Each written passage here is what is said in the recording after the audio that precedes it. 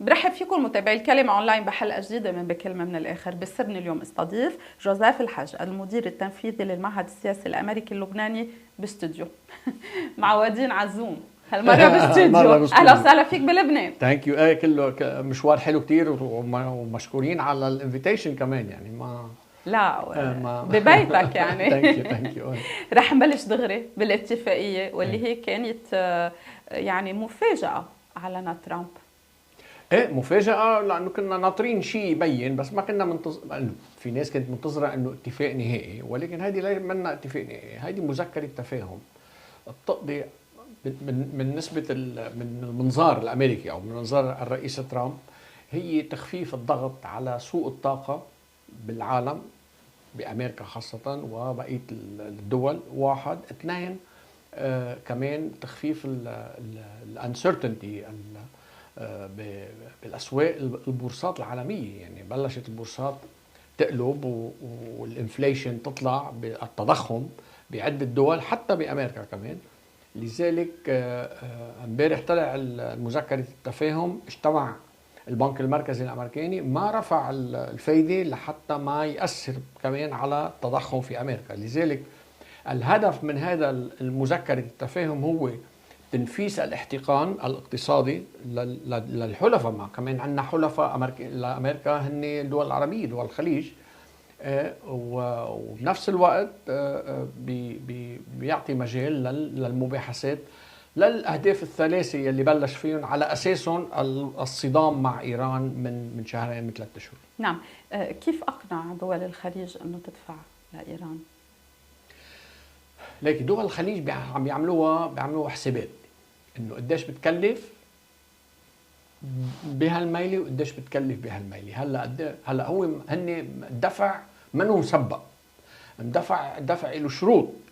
اذا بتقدم الشروط، يعني كل الشرط حاطين لي ايران مقابله، بتاخذ نوع من الاستثمارات، مش دفع انه يعطوها. نعم. لذلك يعني هذا الربط انه 300 مليار هول بدهم يدفعون، لا مش دفع. هيدي مجرد ما ايران تقدم، ان كان على صعيد مضيق هرمز، ان كان على صعيد الشروط الثلاثه: البرنامج النووي، الصواريخ البالستيه، واجنده ايران في المنطقه، هيدي لا عوده عنهم. هدول ثلاث اشياء، وبعده عم بعيدهم الرئيس ترامب. ومش انا بس عم بعيد عنه، كمان الجمهوريين والديمقراطيين بقلب امريكا. يعني هذا يعتبر انتحار سياسي اذا عدل هو عن خطته الاساسيه، واللي هي هول الثلاث نقاط اللي ذكرتهم.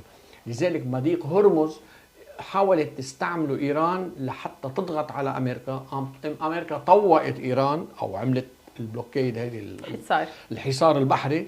اختنقت ايران. يعني ايران وصلت لوقت هي مجبوره تقدم، لانه بغض النظر انه الاقتصاد تبعه تدهور، بغض النظر انه التضخم الى مستويات تاريخيه، كمان عندك الابار البترول. ما هو ابار البترول بدهم يشتغلوا على طول، ما بيقدروا يوقفوا، لانه مجرد ما تسكر البير خلص انتهى البير، ما بقى له لزوم، بيتعطلوا.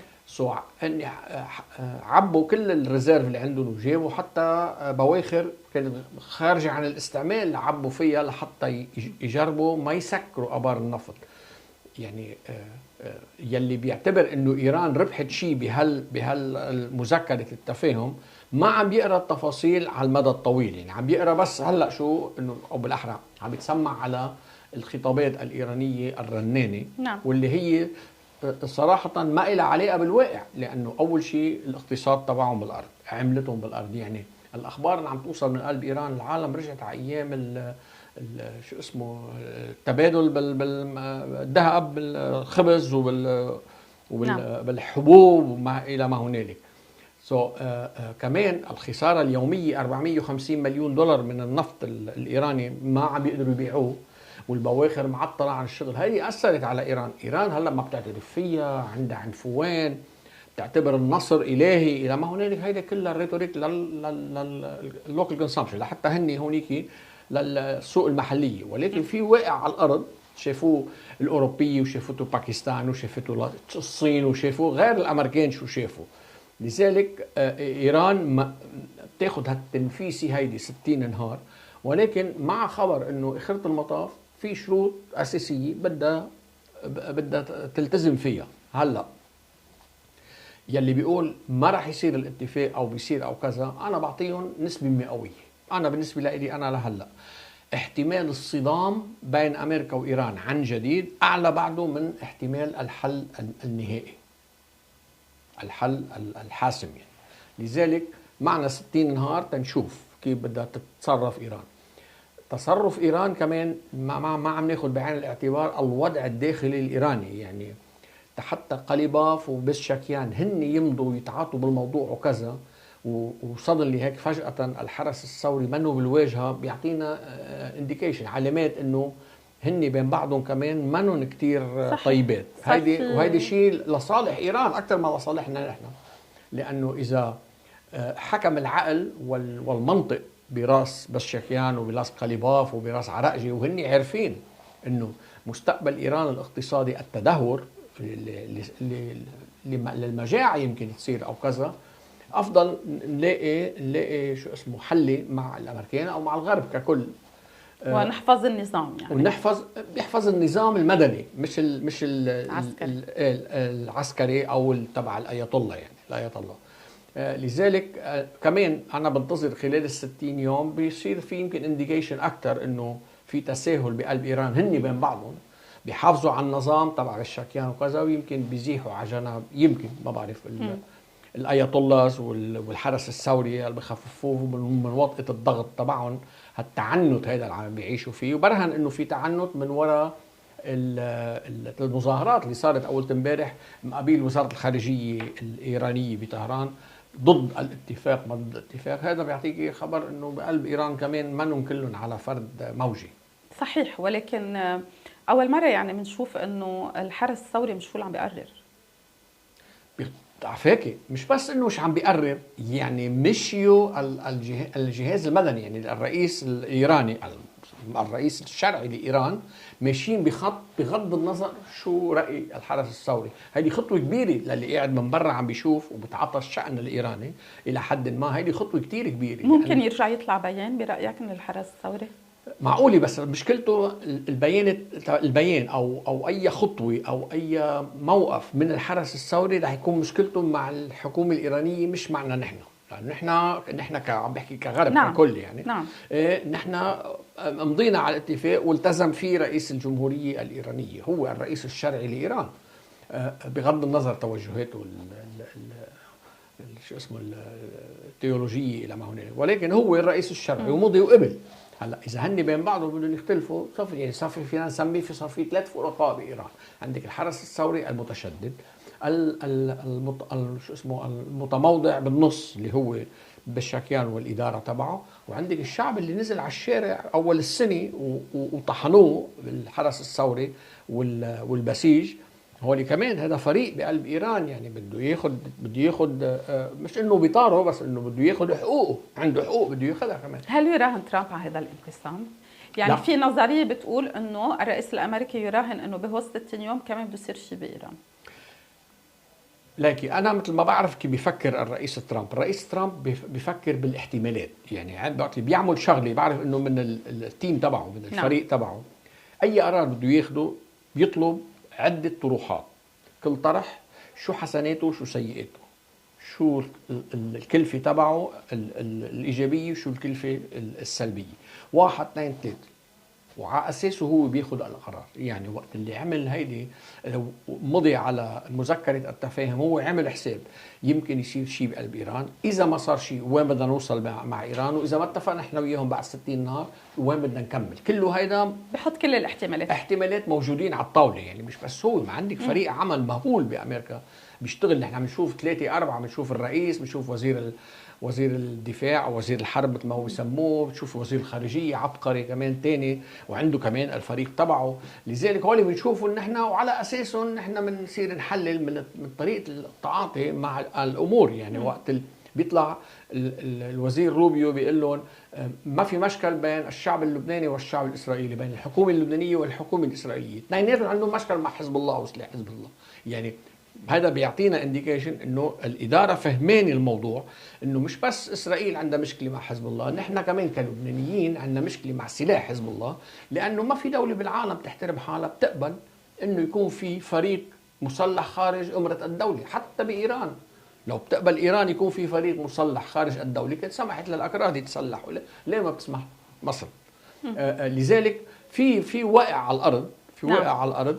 بعدين طريقة التعامل الفوقية حزب الله مع الدولة هيدي بتعني مثل كأنه هن منهم لبنانيين، يعني عم يتعاطوا معها مثل كأنه عم يحكوا مع شي دولة غريبة إلى ما هنالك. منا طريقة للتعاطي هيدي. لذلك مثل ما نحن بنشوفها هون، ما هن كمان عندهم ناس عم بتشوفهم وعم بترجم لهم، يعني بغض النظر بيفهم اللغة ولا ما بيفهمها، بس انه اللي بيطلعوا على الإعلام وبيتحدوا الدولة وبيتحدوا رئيس الجمهورية وبيتحدوا كذا، ما هو اللي هن بيشوفونهم. في عندهم ناس شغلتهم يمرقوا لهم غير السفارة. هلا مع السوشيال ميديا صاروا هن منهم لحالهم بواشنطن بيترجموا وبيشوفوا يعني. نعم. هلا قبل ما نرجع، لانه طبعا رح نرجع نفوت على لبنان واللي هو أيوة. الجزء الاهم، ولكن طيب حضرتك عم تحكي انه في سيناريوهات درسها الرئيس ترامب وكل الاحتمالات حطتها وما رح يقبل يتنازل اقله عن المبادئ اللي اجى كرمالها للحل. الثلاثه الاساسيه. نعم. طيب ولكن شفنا انه حتى اسرائيل ونتنياهو وكانه عن جد ما كان معهم خبر، يعني كان في ذهول او كان في تمثيليه، ما بعرف. هيدي بدهم ينبسطوا فيها مش كل العالم، بس انه لك شغله. الرئيس ترامب من الوقت اللي بلشت قصه ايران خاصه وكذا، كل العالم يقول لهم انه نتنياهو هو بيلعب بالرئيس ترامب مثل ما هو بده.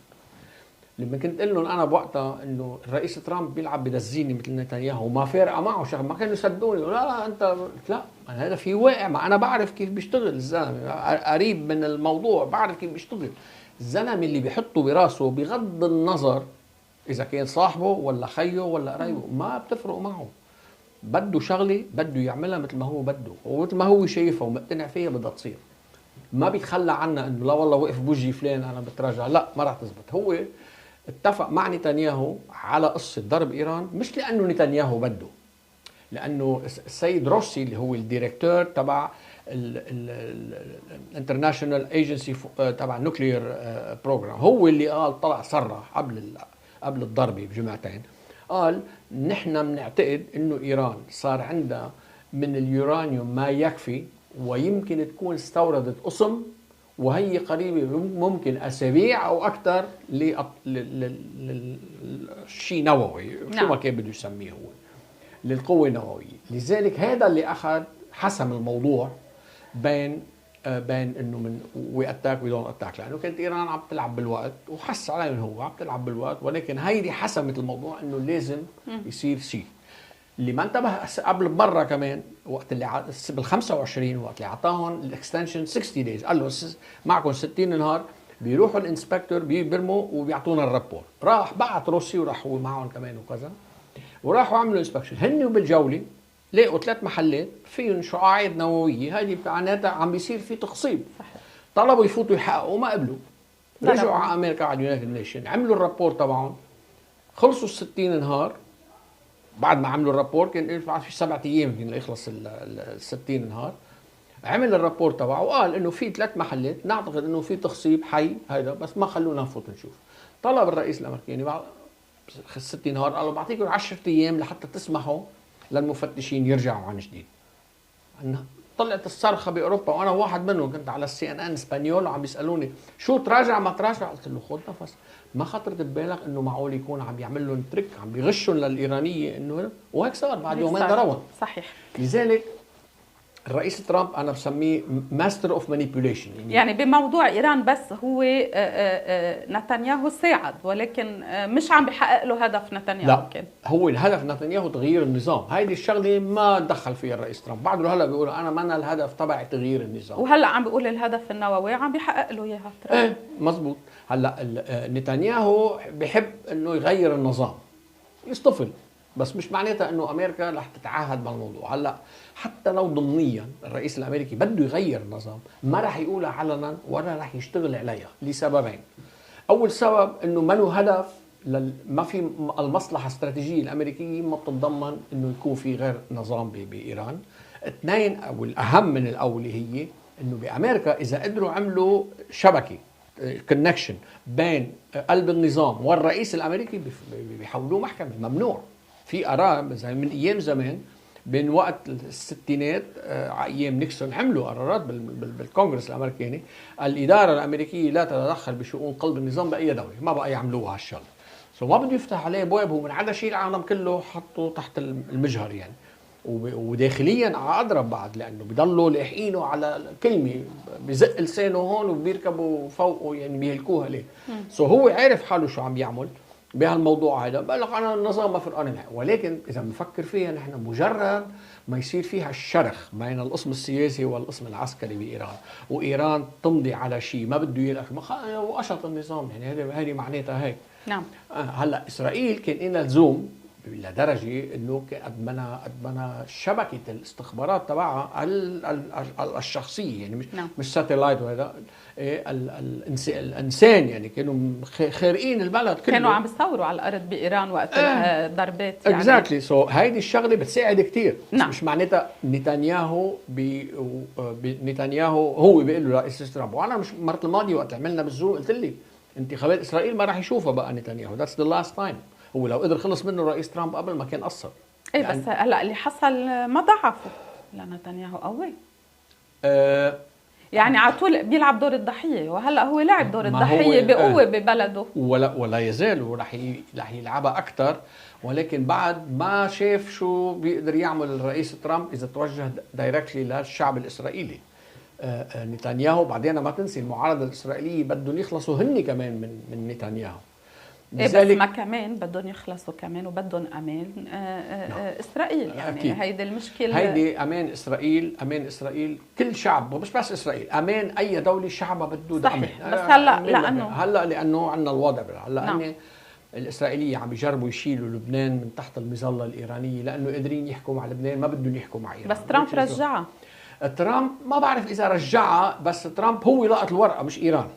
يعني المباحثات بواشنطن رح تكمل تحت اشراف الاداره الامريكيه، بغض النظر شو بدهم الاسرائيليين. لبل هلا صار يمكن من مصلحه الاسرائيليه انه يرخوا شوي هالتشدد اللي عندهم اياه ضد لبنان، لحتى يقدروا يتقدموا بالمفاوضات الى الخط الثاني اسرائيل ولبنان، بغض النظر عن شو بده يصير بايران. نعم. بس فعليا على الارض هلا الصورة أوحت أنه إيران قدرت تحصل على ما اللي ما قدر يحصل عليه المفاوض اللبناني، أقله وقف إطلاق النار. يعني أمريكا فرضت على إسرائيل بغض النظر شو ما قال نتنياهو. نحن شايفين يعني 99% من العمليات وقفت. مزبوط. هلا سيارة من هون ضربة، هيدي ما اسمها بقية عمليات. هيدي علامة لحتى أنه مش نتنياهو بيقول له لترامب، ترامب بيقول له صحيح. لنتنياهو. بس نتنياهو عطى يعني أو بالأحرى عطى لإيران يلي ما عطاه للمفاوض اللبناني. ليش؟ مش يعني كان في يفرض على إسرائيل ويعطي هالورقة للمفاوض اللبناني، يجي المفاوض اللبناني يضغط على حزب الله فيها. نقطة حلوة وطرحها كنا عند رئيس الجمهورية امبارح وطرحها علينا نفس الشيء، انه ليش هيدي وليش هيدي. هالمرة هيدي ما عطاها هو نتنياهو، فرضت عليه، لأنه أمريكا أو بالأحرى الرئيس ترامب بده هالمهلة 60 نهار ليشوف شو قدر يعمل مع الإيرانية. إذا ما قدر عمل شيء رح يرجع يرخي له الحبلة، ما رح تروح محل، وما بده يروح نتنياهو ما رح نقدر نشيله من الجنوب إذا ما اللبنانية قعدوا معه على الطاولة وبطريقة أو بأخرى قنعوه إنه بدنا نوقف هذا. هلا هو شروطه معروفة، سلاح الحزب. سلاح الحزب. ما كان الدولة لازم كمان تقرر إنه نحن مستعدين، وبعتقد في نية إنه مستعدين هن يضبطوا الأمن بالقليلة جنوب الليطاني، وبعدين هذه المنطقة تجريبية اللي عم يسموها. حتى الرئيس بري يعني بطريقه غير مباشره وافق عليها اول امبارح، قال لشو بدهم يعملوا منطقه ما عندنا الاقضيه يعملوها منطقه تجريبيه، مثل عم بيقول يعني ماشي الحال بنجربها. بس هيدي منيحه. نحن بدنا ندعم الوفد اللبناني بواشنطن لحتى مش يقدم تنازلات، لا، لحتى مطالبه يصير في تجاوب عليها.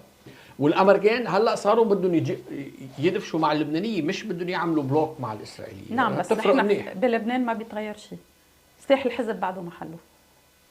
اوكي. هلا سلاح الحزب هيدا موضوع بدنا صعب ينحل طالما ايران موجوده. بالاحرى مش ايران، الحرس الثوري موجود. هلا اخر تقارير الاستخبارات الامريكيه في 3900 700 او 900 عنصر من الحرس الثوري موجودين في جنوب لبنان عم بيحاربوا. هيدول بطريقه او باخرى بدهم ينسحبوا، ويمكن الايرانيه وافقوا انه يسحبوهم بدون ما يقولوها علنا. مجرد ما تنسحب هيدي القوه ضعف حزب الله تلقائيا عم نحكي تلقائيا العالم اللي عم تحارب بعدها، يعني القليل اللي بقي. الاصرار هلا على سحب 3000 او 4000 هول مقاتل من الحرس الثوري من جنوب لبنان لحتى تعطي حريه للجيش يقدر يتصرف اكثر، ما بدنا الجيش يصطدم هو الحرس الثوري. الجيش اذا اصطدم هو يمكن عنصر من حزب الله بيقدر يتفق وياه، بس هيداك ما فرقانه معه، لانه لبناني ولانه جاي يحارب اسرائيل، سو بيعتبر العسكري اللبناني والعسكري الاسرائيلي فرد ميزان. غير ما يكون واحد لبناني ابن ضيعته كذا، اكثر شيء بيقول له العسكري طيب خيي خذ هذا الرشاش اتركني انا قاعد هون، هيداك يمكن ما يقبل. بعدين ما معهم سلاح، حتى جماعه الحزب الاولاد اللبنانيه ما لهم الحق يستعملوه، يعني الصواريخ الكبيره وكذا بتيجي الامر باستعمالها من ايران، من الحرس الثوري او من الشخص الاعلى رتبه بالحرس الثوري في لبنان. يعني في عندنا نحن قبل مهمه معينه بدهم يعملوها اللبنانيه، يعني او الجيش اللبناني او اجهزه الامن اللبنانيه بطريقه غير، بطريقه او باخرى بدهم يعملوها، بدهم يشيلوا هالاشخاص هول اللي عم بيفرطعوا كل الاشياء بالجنوب، لحتى يقولوا له للاسرائيلي نحن قادرين نضبط هذا القضاء وهذا القضاء وهذا القضاء، وهن بينسحبوا يعني لازم كمان لبنان يقدم شيء، والا ما بيقدر يروح على مفاوضات وما قادر يقدم شيء، ما حدا بيتفاوض معه. ولكن الاسرائيلي هلا صار مقتنع انه المفاوض بلبنان لازم يكون لبنان مش ايران، لانه بعدين صار عم بيشكل شغله مع الثانيه اللي هي البرنامج النووي وكل الاشياء هذه اللي عنده اياها ايران، وما بيناسبه للاسرائيلي. الاسرائيلي بده سلام على الحدود الشماليه وبده يحصل عليها. اضبط شيء هلا هن عم بيقولوها بطريقه غير مباشره، اضبط شيء نحن نحلها مع لبنان اندبندنت عن ايران. نعم بس مع لبنان في ورقه لايران، ما هيدي بدنا يعني ورقه ايران بقيت بلبنان بعد لحد هلا بقيت بطريقه هن عم بيقولوا انه بقيت، بدنا نشوفها على الارض اذا بقيت، يعني بكره بدها تترجم. نحن متاملين انه متاملين واذا بدك وعدنا من الكل اللي حكينا معهم هالجمعه بالحكومه وبالوزاره وبمجلس النواب وكذا، انه القرار الاخير بواشنطن للمفاوضات رح يكون لبناني 100% بغض النظر شو بدها تقول ايران.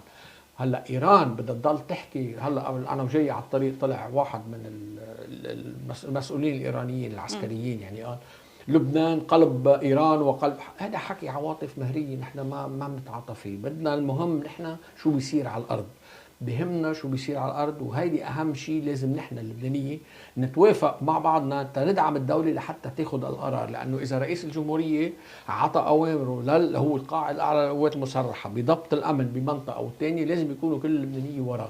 يعني هيدا الطلعات هيدي للجيش الالكتروني اللي بيحمس الحزب وبيحكوا هالاشياء البلا طعمه، وناس مسميين حالهم صحفيه وبيطلعوا بيبهدلوا الرئيس وكذا، هيدا مستوى يعني ما غير لايق ببلد مثل لبنان. يعني عيب، ما انه انا كنت ضد السياسيين بالسابق وكذا، بس ما بطلع على الهوا وبحقر فيهم شخصيا. يعني بقدر شو اسمه عارض على سياستهم، اعترض على تصرفاتهم السياسيه والعمل تبعهم، يعني بس ما بالشخصي. يعني ما عيب، ما انه مش غير انه عيب، يعني ما بتليق بوطن هيدي.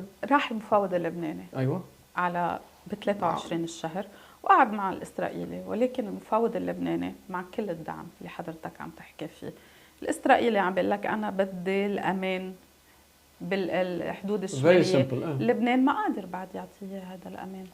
لكن ما بعرف اذا ما قادر ولا لانه ما طبق على الارض. ايه اول مره ما طبق وثاني مره ما طبق، ما بعرف ثاني مره اذا طبق ولا عم بيعمل حسابات ثانيه. ولكن انا شخصيا مثل ما لاحظت انه القرار بحصر السلاح اتخذ لا عوده عنه. هلا كيف هن معتبرين بدهم يطبقوه ما بعرف، ما بدخل انا بالتفاصيل، لانه يمكن حتى لو عنده اياها ما راح يقول لي اياها صاحب الشأن يعني. صحيح. لذلك بهمنا نحن ندعمهم لحصر السلاح. هلا الاصوات اللي بتطلع على الميديا وكذا انا ما بعطيها اهميه، بفضل خلي يعملوا شغلهم هن مثل ما بيريدوا ويعطوا نتيجه. يعني ما بدي اسمع شو عم بيقولوا، بدي اشوف شو عم يعملوا. اذا ما عملوا يعني صار عم نعطي خيارات. نحن عم نفتح كلبنانيين، يعني كدوله لبنانيه عم نفتح خيارات للارض غير مرغوب بها. يعني ممكن ايران توصل انه تترك الحزب؟ ما عندي شك. يفرض عليها يعني ترامب هالشيء؟ يفرض عليها او هي توصل لوقت ايران تلاقي انه مصلحتها ما بيهمها انه يكون الحزب احد اجندتها بتتخلى عنه. طب ليش ما بنقولها عكسيه؟ انه نحن بنعرف كثير منيح بمحلات كثير انه مصلحه امريكا فوق كل اعتبار. اكيد مصلحه امريكا ما في شك. اذا مصلحه امريكا بتتحقق انه تلزم لبنان لايران وخلص بتمشي الحال. ما هون في نقطه ليس يعني وبتعطيها ضمانات ايران بامان اسرائيل. لا اوكي عظيم. سؤالك اكسل. في فرق كبير.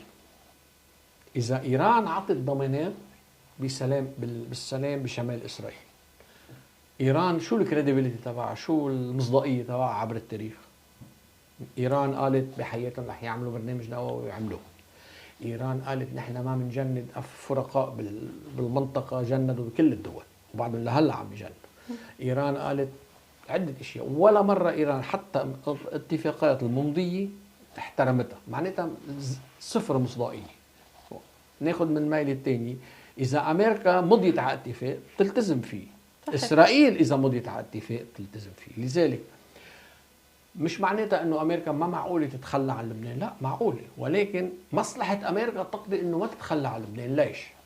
لانه الخطر الايراني اللي بين، وانا احد الاشخاص اللي حكيتها بالكونغرس الامريكاني بشهاده، هن المثلث التخريبي اللي انا سميت له اياه للامريكان، اللي هو مضيق هرمز، مضيق باب المندب، وشاطئ البحر المتوسط في لبنان. هذا التريانجل ايران كانت متحكمه، مش بس متحكمه فيه، متحكمه بالاقتصاد العالمي اذا طلع بايدها، لانه يعني اذا بتسكر هون المضيقين صحيح. وعندك قواعد صواريخ هون بلبنان، وشفنا المثل وقت اللي بعثوا المسيره على قبرص وبعثوا الصواريخ على حدود اوروبا. يعني هن وقت اللي بعثوا الصواريخ على دييغو غارسيا تيفرجوا العالم انه صار عندنا صواريخ طولها 4000 كيلومتر. شو لمين عارفين؟ هن عارفين انه ما بيوصل الصاروخ على دييغو غارسيا، بس كانوا بيفرجوا الاوروبيه انه صار عندنا صواريخ بنقدر نوصل لعندكم. نعم. والاوروبيه قد ما مثل ما بيقولوا عنترياتهم والكبرياء تبعهم وكذا، دغري غيروا رايهم انه ترامب عم بيخرب الشرق الاوسط، لازم يفل من ايران. خافوا اشكال خبر، خافوا، وايران لقطت عليهم، لانه بتاني تهديد باخر مره اذا اعادت امريكا الضربات على ايران، ستصل صواريخنا الى ما لا تصل له المره السابقه. عمين عم بيقصدوا على الاوروبيه، مثل ما ضربوا على العرب يعني. نفس الشيء. بس ما هو حطهم قدام الواقع. ترامب قال لهم مثل ما بدكم تجوا تدافعوا عن هرمس، بقول لهم دافعوا عن حالكم، يعني ما كمان لازم يكون لهم ما هن يعني. هو امريكا ما عندها كثير مصالح بمضيق هرمز، ولكن مصلحه امريكا بين المضيقين هرمز وباب المندب وشاطئ البحر المتوسط اول شيء الاقتصاد العالمي، لانه اذا امريكا عطست بصير في انفليشن بالعالم كله. إذا تأثرت أمريكا بيتأثروا الباقيين. نعم. ولكن هالمرة كمان اللي عم بيتأثر بهالموضوع هذا هي الصين بين مضيق هرمز ومضيق باب المندب. عندها الصين من البلاد يلي بتصدر 70% من إنتاجها المحلي، يعني ما فيها تعيش بلا تصدير. الصين لا، ما بتدوم. لذلك مضيق هرمز للاستيراد ومضيق باب المندب للتوريد، لأنه كل البواخر بدها تمرق على اوروبا وهكذا عبر باب المندب وقناه السويس. فينا نقول زياره الصين اثرت؟ طبعا اثرت. صار في ضغط يعني من الصين؟ لا بالعكس صار في ضغط، مش ضغط، صار في تفسير اذا بدك بالمنطق تبع ترامب لشي جين بينغ. وشي جين بينغ اقتنع بموضوع انه ما فينا نخلي ايران تتحكم بمضيق هرمز، لانه الصين كمان عندها المضيق تبع ملكه تبع سنغافور ماليزيا واندونيسيا. اذا بلشت ايران هون، بلشت ماليزيا او سنغافور هونيك، او شو اسمها اندونيسيا هونيك، بعدين عندك اسبانيا ومضيق جبل طارق، بيفلت العالم. يعني ما فيهم يفتحوا هالمجال لحدا ولو كانت ايران موجوده بمضيق هرمز، ما راح يسمحوا لها.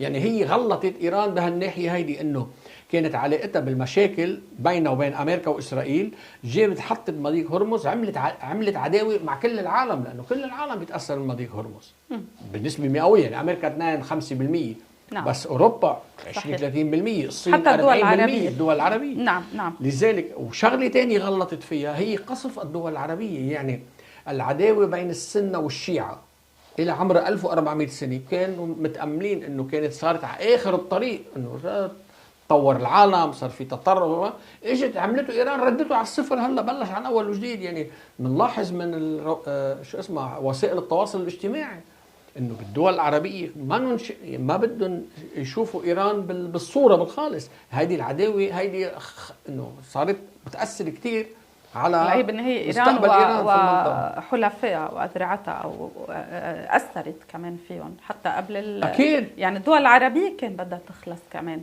اكيد، وانا ما بستبعد يكون الدول العربيه عملوا شاركوا ماديا بالحرب على ايران، لانه بدهم يخلصوا، انه منا طريقه. ما هيدا السؤال، انه ايه؟ هالقد فاتوا بالحرب على ايران، معقول يقبلوا تخلص هيك؟ ما رح يقبلوا. هن كان بدهم اياها تخلص بالمفاوضات، بس هن ضمنيا هلا اذا بدي اعربهم انا فيني اقول الامارات وقطر ضمنيا بحبين المفاوضات، وانه بنشوف كيف بنظبطها وكذا. السعوديه الامير محمد بن سلمان ما بعتقد منه مقتنع انه حبيا او بيصير في سلام مع ايران، لانه مره حضرت له مقابله عم بيحكي عن الايديولوجيه تبع الاية الله. نعم. بيعتبر انه هيدي ايديولوجيه صلبه. نعم. صخر ما في الواحد يحكي معها كثير، يعني لانه عم بيحكوا بموضوع شو بعرفني فقهي اخلاقي، يعني ما بعرف كيف مخترعينه اذا بدك فينا نسميه، واني مقتنعين فيه which is fine، هذا حقهم، بس انه حقهم بيتوقف حقهم على حدود حقوق غيرهم، مش انه هذا انا حقي وبدي اكل حقوق غيري، ما بتزبط هيك الحياه. نعم. لذلك هذا الموضوع بعتقد اكبر من انه بس موضوع عسكري، هذا موضوع ايديولوجي كمان بين سنة الخليج وشيعة إيران. بعدين شيعة إيران ما عم بيحركوا الأقليات الشيعية في المنطقة، يعني هن بيعتبروا الكويت هذه لازم تكون شيعية لأنه في أكثرية شيعية هونيك. هالتحركات هيدي اللي عم بيعملوها الإيرانية عم تخلق شرخ كبير لحتى الدول العربية ما يأمنوا لهم بالفيوتشر. يمكن يعملوا بزنس، يمكن يعملوا شيء، بس النأزة منهم موجودة، ما بيقدروا يتراجعوا خلص. نعم. طيب، لكن إذا عدنا إلى لبنان، نحن أيوة. عم نشوف هلأ في تعالي كتير كبير من حزب الله، وحتى عم بيهدد بإسقاط الحكومة. عم بيقولوا إنه يعني بتعرف دائما الرئيس بمد إيده للحوار، فهن بالنسبة لهم إنه لا حوار مباشر إلا إذا ما تراجعت الدولة عن الأخطاء، إذا ما حتى تراجعت عن القرار بخصوص السفير الإيراني. طب هيدا كله المشهد بس لأنه هلأ في جو انتصار يعني بيخلص؟ ما بعرف على شو الانتصار، بس انه واحد لما بيوقف على ركام بيته بيعلن انتصار، في شيء ما مزبوط بمخه، يعني للاسف هيك بدي اقولها. انه انتصار على شو؟ انتصار لانه ما خلينا اسرائيل توصل على بيروت، هذا بيعتبر انتصار؟ او انتصار لانه ما خلينا اسرائيل تهدم ما تبقى من لا، انتصار لانه ايران جبرت اسرائيل توقف اطلاق النار. ما بعرف اذا هن جبروه ولا ترامب اللي جبرها لحتى يخلص هو المشروع تبعه. ما في اثنين بالموضوع. هن بيقدروا يقولوا نحن وقفنا، بس مش معناتها انه ترامب كان بيقدر يقول له ترامب معك اذن. شو بيمنعه كان ترامب يقول له فيك تكمل انت مشروعك بدون ما في شيء بيمنعه. ما هي ايران منعت. لا، ما هو بس هو ترامب بده يخلص لانه عايز هلا يخلص، فهي هالفكره. بده يعني قدرت استعملت هيدا النفوذ. بده هيدا الهدنه. هو الرئيس الامريكي بده هيدي الهدنه 60 نهار حتى مثل ما رجعنا على قلنا تخفيف الوطئه هلا مش معناتها انه انا معي حق 100%. يمكن يكون مزبوط ايران ضغطت الى حد ما لحتى يردوا نتنياهو، ولكن يوقفوا الاحرى اطلاق النار مع بين نتنياهو وبين الحزب الله في لبنان. معقول كتير، بس بغض النظر هذا ما بيعني انه رح تنسحب اسرائيل من الجنوب. هي اعلنت اليوم عدم انسحابها. قال نحن هلا من الجنوب ما رح ننسحب ابدا قبل امن الشمال. ما انتصرنا شيء، لانه نحن الانتصار تبعنا انه يكون لبنان اليوم مثل ما كان قبل ما اطلقوا الصواريخ على اسرائيل، 10452 كيلومتر مربع كاملين، مش ناقص منهم لمتر. هلا صار ناقص منهم 6%. ايه بس نحن الداخل اللبناني غير الجنوب، واللي هي البعض بسميها معاناة مع سلاح الحزب ومع الحزب باقية مثل ما هي. باقية هلا مثل ما هي، وانا بعتقد انه لا عودة. خلي يكون صحيح، لا عودة عن حصر السلاح بيد الدولة، ان كان من الامريكان وان كان من الاسرائيليين وان كان من اللبنانيين من الدوله امبارح الدول اللبنانيه السبعه الجي 7 حتى قالوا والدول السبعه كلهم متفقين انه يجب حصر السلاح بيد الدوله اللبنانيه. هلا عم بيتجنبوا الصدام، عم بيتجنبوا، يعني صار في مثل المثل كانوا يقولوا لنا اياه نحن صغار، قلبي على ولدي وقلب ولدي على الحجر، يعني قلب كل اللبنانيه على لبنان وقلب حزب الله على الحجر، لانه ما فرقاني معه انه شو الهدف هو هلا بعده من السلاح تبعه. بده يحرر اسرائيل، بده يروح يصلي بالقدس، شو هذا يعني؟ هدول خطابات رنانه ما بقى حدا يقبل فيهم ولا تعني له ولا تعني له. بده يروح فيك تروح لو اتفقوا اسرائيل راح صلى بالقدس، مين قال له لا؟ انه ما بدي ارجع ل 48 اسرائيل وبدي زيل اسرائيل من الخرطه. يعني نحن منا كلنا خمينيه هون. وين القدس بالاتفاق؟ كيف؟ وين القدس بالاتفاق؟ ما في قدس. كيف الاتفاق الوحيد اللي بيخلي اي واحد لبناني بغض النظر عن انتمائه الطائفي يروح على القدس هو سلام مع اسرائيل. لا قصدي بالاتفاق، حتى الاتفاق اللي صار بين ما في موجود، ما موجود، لا قدس ولا الضفه ولا يعني اسرائيل مش حتى لبنان الجمله اللي بتقول وقف اطلاق النار انكلودينج لبنان، يعني مع لبنان، بس هذه الكلمه كلمه وحيده. كلمه الانسحاب بعدين قال ضمن ال 60 يوم ضمن ال 60 يوم اوكي انسحاب، ولكن لبنان الرسمي رفض انه نحن اللي بنحكي فيه. مزبوط، وهيك لازم يكون، ونحن بنأيد ورح نشتغل بامريكا انه ما حدا يفاوض باسم لبنان، لا يقدم ولا ياخر الا الحكومه اللبنانيه. وقت اللي نحن كمان انه بعملنا بامريكا بنشوف انه الحكومه اللبنانيه مقصره، نحن نوقف ضدها، بس لحد هلا عاملين الموقف المضبوط والمواقف المضبوطه بغض النظر عن الخطابات الرنانه، بدنا نشيل الحكومه وما بنخلي رئيس الجمهوريه يجي على المطار وما بعرف شو حكي بلا طعمه بيقولوه على وسائل التواصل الاجتماعي. حتى من امريكا عم بيطلع كمان عالم عم تحكي وخلي يستقيل ميشيل عون وخلي يستقيل جنرال هيكل. يا خيي مينك انت تستقيل فلان وفليتين؟ ما بتصوتني. اذا امريكا يعني مش ضاغطه على رئيس الجمهوريه انه يشيل بالقوه السلاح. لا هلا هن بطريقه غير مباشره عم بيقنعوه فيها انه، بس هو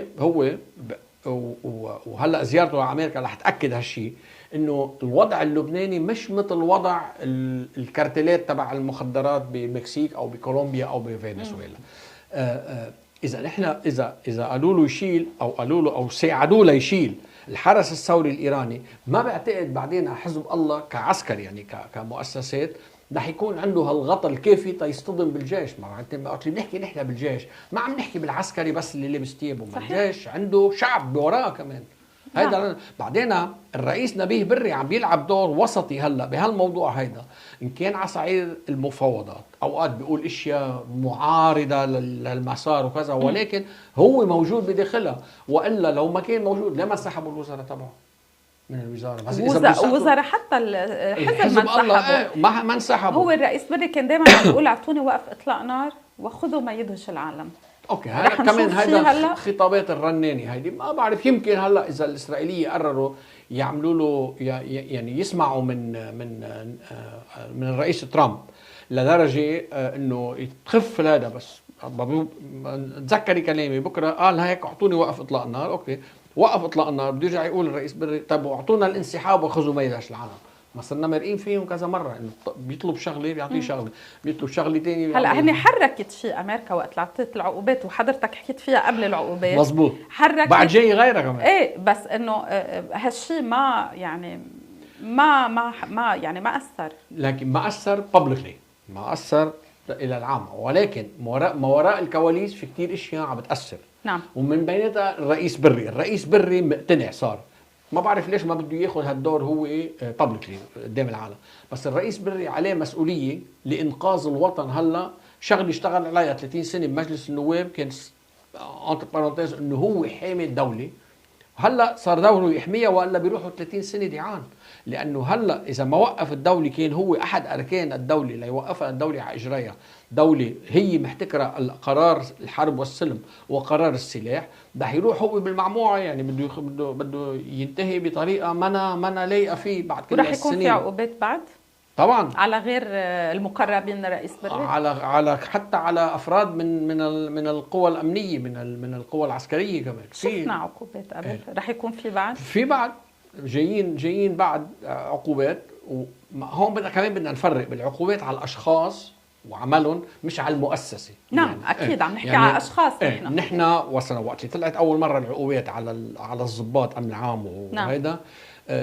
حشرنا من خيرنا انه هيدي بدكم تعملوا لها ديستنكشن بين العقوبات على شخص ما عم بيتصرف بوظيفته مثل ما لازم والمؤسسه ككل. وبرروها باكثر من تصريح انه لا مش على المؤسسه، لانه كمان في مساعدات للجيش ما بدها توقف. نحن بعدنا المساعدات طلع كم واحد ما بعرف مين اني انا قال بس المساعدات من تحت راس هالشغله شحلوا ما بعرف كم مليون عن هذه مش للجيش اللبناني.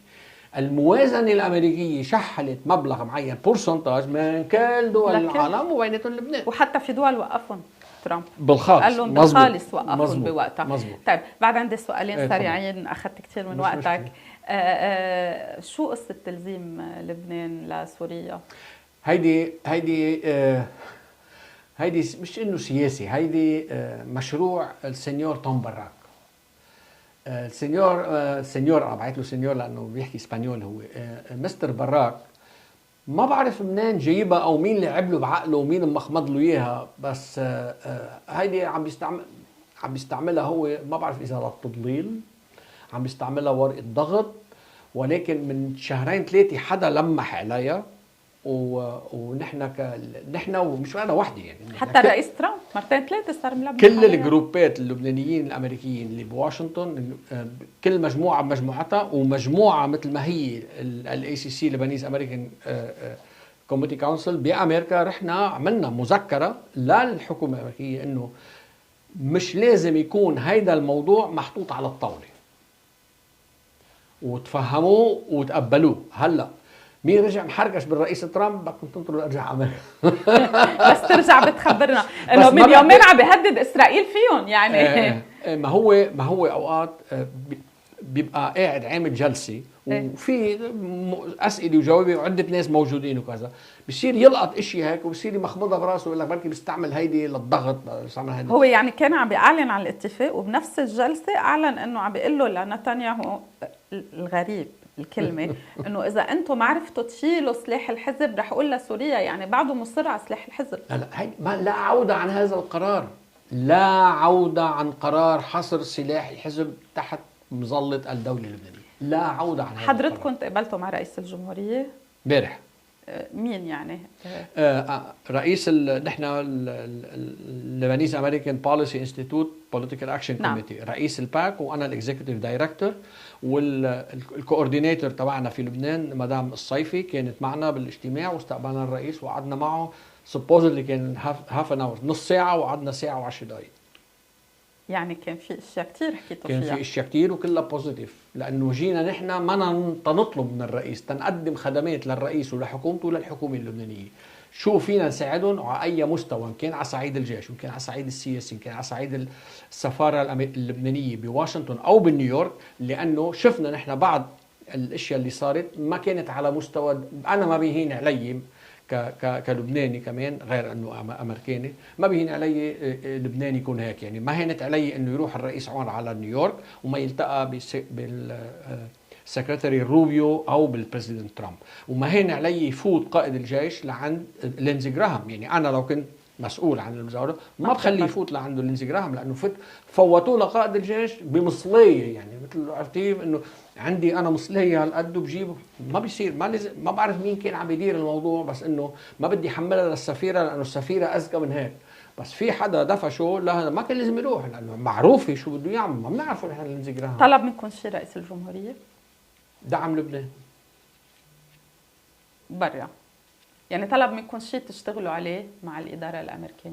ايه اكيد الموضوع الاقتصادي نحن بلشنا بعده مشاريع، واحد منهم عم نشتغل لحتى نحط لبنان بالستاتس تبع موست فيفورت نيشن، يعني لحتى يصفي زيرو تاريفز، زيرو تاكسز على البضاعه من لبنان على امريكا. الشغله الثانيه عم نحضر كمان لموضوع كيف بدنا نعمل نجيب فند مصاري جرانتس من الامريكان، لانه مثل ما كلكم بتعرفوا اليو اس اي اي دي تسكرت، ما بقى فيها المؤسسه. نعم. هذه كانت عم تكب مصاري بلبنان، وكانت عم تروح كثير مصاري ديعان، بدءا كل الجمعيات اللي كانت تاخذها كانوا ياخذوا لحد 30% اداره مصروف، هذا ممنوع بامريكا 10% الماكس.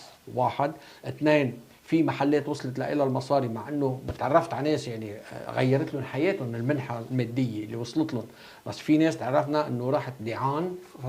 هيدي الشغله اللي نحن عملنا، نحن حضرنا كونسل هون بلبنان من خبراء بالاقتصاد، بالمال، بالصحه، بالصناعه، كلهم هول غير حزبيين، ما لهم كل واحد اندبندنت يعني لوحده، ما عنده جيش وراه بده تعمير اللي بيقولوا.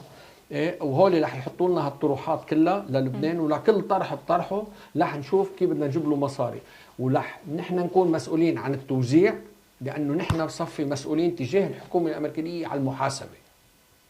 يعني انا اذا بدي اقدم لهم طلب مثلا، رح تحطوا انتم شروط التوزيع؟ اكيد نحط الشروط. نعم. بدنا نعمل مدرسه مطرح الفلاني، يعني اول فتره 6 شهور شو بدك تعطيني؟